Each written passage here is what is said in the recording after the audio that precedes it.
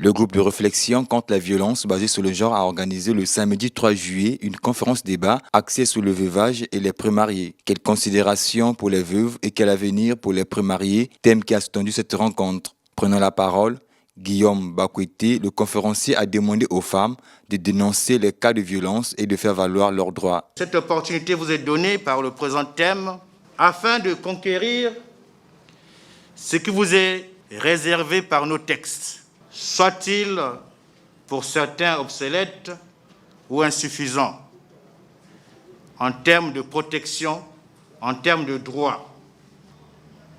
Je dirais aux femmes, le glas sonne et il vous revient sans tarder de sortir des bas-fonds marécageux, des terres inondables, des préjugés qui font que la femme se considère comme un sujet de second rang, alors que tous les jours, il est clamé que la femme a les mêmes droits que l'homme.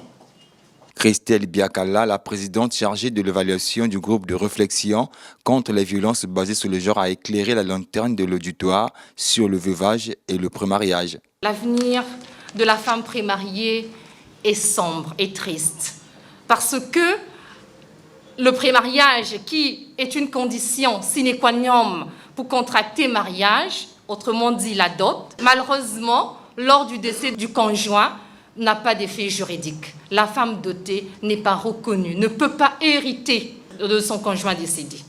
C'est pour ça que j'ai dit que j'ai le cœur qui saigne quand je parle du prémariage. Que la femme dotée ait des droits, si cela est possible, qu'on se batte, que les députés remontent pour que des lois soient modifiées. Cela aussi est faisable.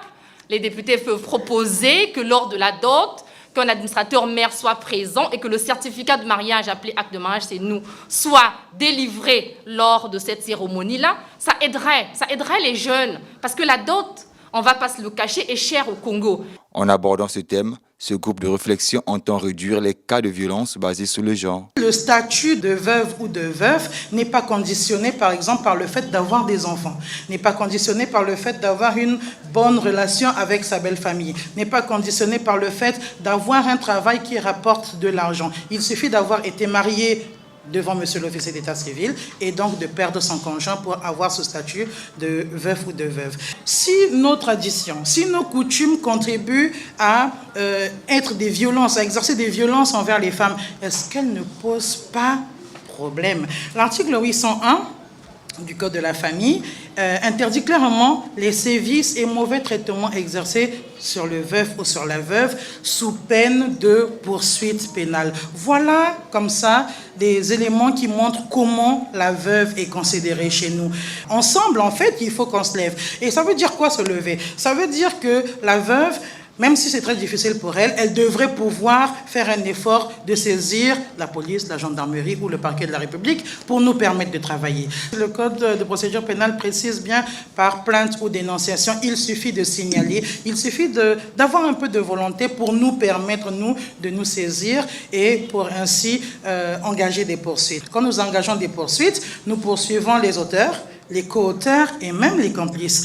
Quand on va engager des poursuites en poursuivant auteurs, co-auteurs et complices, nous allons poursuivre les belles-sœurs, mais nous allons poursuivre les beaux-frères aussi. Nous allons poursuivre les oncles qui sont les chefs de famille et qui ont laissé faire ce genre de choses. Dénonçant les pratiques illicites et leurs auteurs, cette thématique a suscité la réaction des participants. Pour régler la question des lois, des textes, il faudrait que nous ayons des données basées sur des évidences sur la situation du veuvage. Il y a aujourd'hui des veuves qui sont heureuses dans la situation du veuvage que lorsque le conjoint était en vie. Mais il y a aussi des veuves qui sont vulnérables. Comme ces informations ne parviennent pas aux autorités qui peuvent faire un recensement dans les registres appropriés, vous ne pourrez jamais avoir le nombre exact des personnes qui souffrent des mauvais traitements qui sont infligés par différentes familles. Mais le souhait, je crois, de cet exposé, c'est de récolter vos avis afin de pouvoir apporter au moulin des législateurs les éléments qui leur manquent afin de faire évoluer la législation. Cette question de violence qui revient sur la table du groupe de réflexion avait été abordée le 23 juin dernier à l'occasion de la Journée internationale.